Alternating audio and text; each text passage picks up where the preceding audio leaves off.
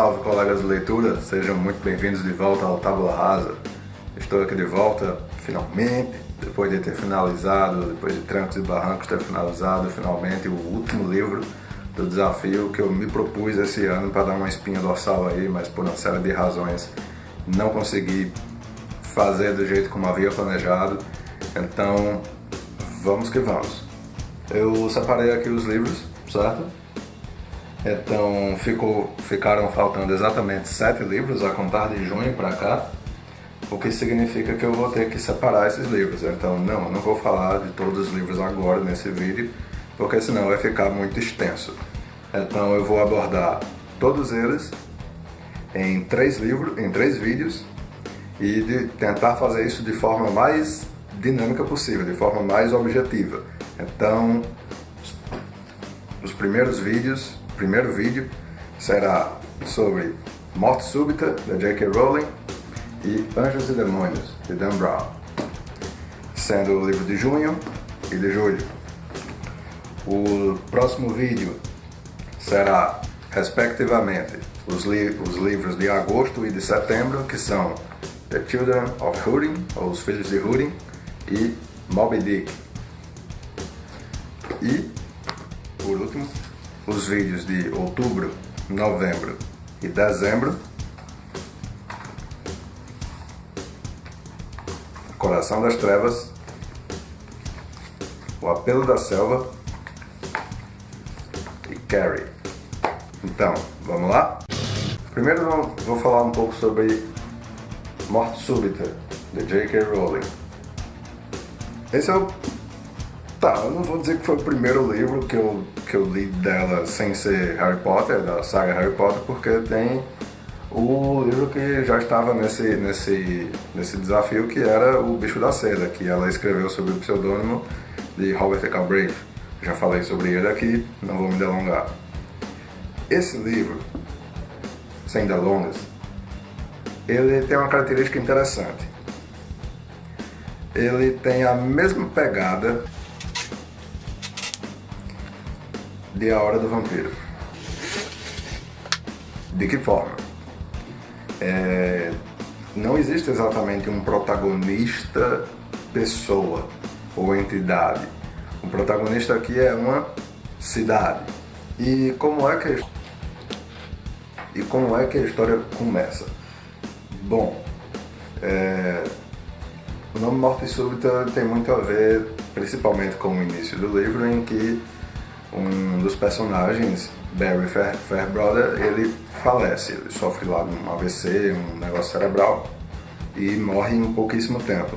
Toda a família entra de luto, tudo mais, e o que acontece? Basicamente a história começa aí.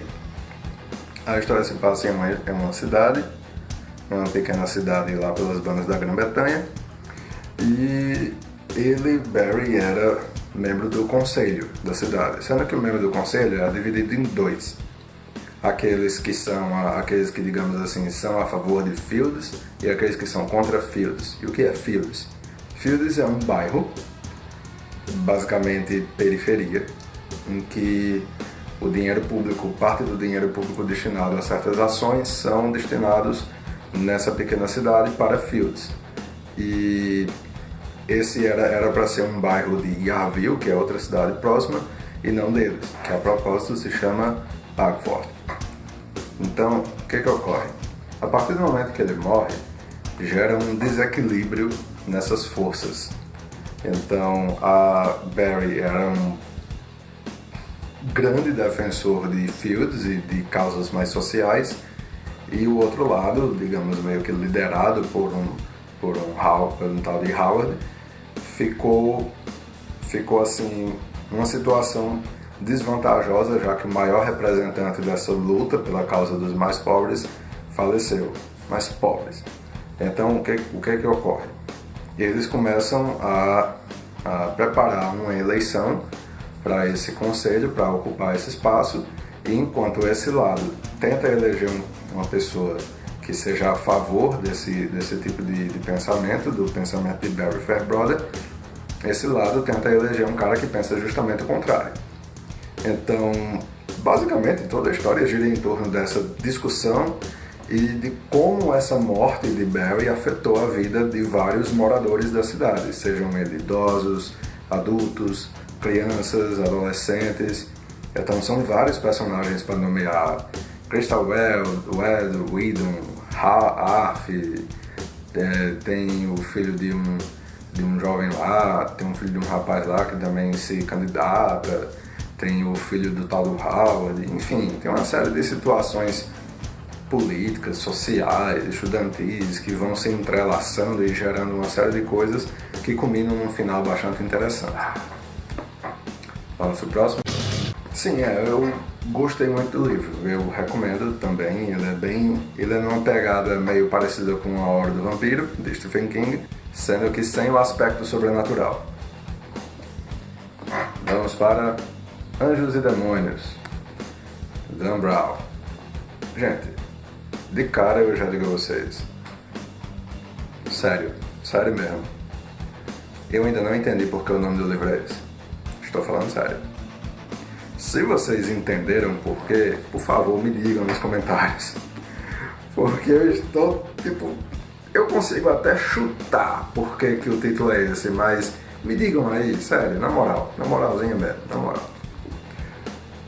Esse é assim, o livro é bom, sendo que eu fico com a sensação de que o protagonista foi chutado na história. Porque, por exemplo, você vê o Código da Vinci e faz muito sentido que ele esteja lá. Você vê o Fortaleza Digital e faz muito sentido que as coisas aconteçam como acontecem. Você vê o Inferno e faz todo sentido que Robert Langdon esteja lá.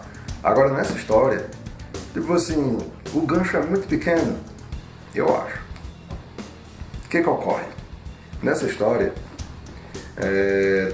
existe uma tecnologia, quer dizer, o Robert Langdon é acordado no meio da madrugada para ver um símbolo que foi posto a ferro quente no peito de um cadáver, e esse é um bigrama, acho que é esse que chama o nome, que é um símbolo que você lê ele meio que de frente para trás, e de trás para frente ele quer dizer a mesma coisa, ou você vê ele de cima para baixo e de baixo para cima ele significa exatamente a mesma coisa.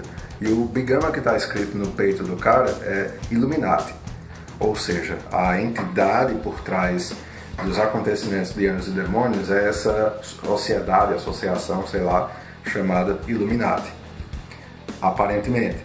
Então, esse assassinato ocorreu dentro de um centro de tecnologia chamado CERN, que existe nos Estados Unidos, em que eles desenvolvem tecnologias avançadíssimas para o tempo presente. E tem escrito lá Illuminati, e eles chamam Robert Langdon porque é um cara que entende de símbolos, linguagem de símbolos, etc. Sendo que aí entra a filha adotiva do morto, que é também uma pesquisadora, e eles começam a se envolver e vão descobrindo outras coisas mais, e descobrem que existe uma tecnologia por trás da morte desse cara, que é a tecnologia da antimatéria, que é uma matéria, a antimatéria, quando entra em contato com a matéria, ela gera uma reação em cadeia explosiva, uma quantidade muito pequena consegue gerar um dano muito grande, e em um determinado momento eles descobrem que essa antimatéria está em algum lugar do Vaticano, em toda a quantidade que já foi feita, que significa que se a bateria do recipiente que mantém a antimatéria flutuando acabar e a antimatéria tocar no recipiente, ela vai basicamente desintegrar tudo que está ao redor em um raio de 1 quilômetro, não sei quantos quilômetros, que basicamente é o tamanho do Vaticano. E aí eles entram numa corrida desenfreada, no melhor estilo aquele seriado 24 horas, ou outras histórias do Dan Brown, para tentar localizar essa antimatéria. E aí entram vários personagens, figuras do Vaticano, significados do Papa, entidades do papado, e é uma coisa que acontece durante a eleição de um Papa, já que nessa história o Papa em questão falece e entra numa nova eleição, sendo que quando eles chegam lá, os 4 preferenciais, né, os 4 bispos, arcebispos que estão como os preferidos para serem os eleitos, foram sequestrados. E aí começa uma corrida atrás deles, em que essa sociedade Illuminati assume a responsabilidade sobre esses atentados terroristas, essas tentativas de assassinatos, essa tentativa de destruição, e vira um assunto global. Enfim, a história vai se desenvolvendo em cima disso. Parece coisa do Estado Islâmico, né? Tragicômico. É basicamente isso. A história é muito boa, eu só não entendi o que danados esse Anjos e Demônios está fazendo aqui. Não entendi muito bem. Me lembrou um pouco John Grisham, que tem livros fenomenais, praticamente todos os livros dele viraram filmes, mas ele diz: eu escrevo a história, mas quando chega a hora de escolher o título dele, eu demoro horrores. Eu acho que Dan Brown teve a mesma dificuldade, não fui atrás de saber. Bom, por enquanto é só. Daqui a pouco vocês vão me ver de novo, porque afinal de contas eu vou trazer os próximos livros da lista. Eu tenho muita coisa para falar sobre esses livros, então até já, não saia daí.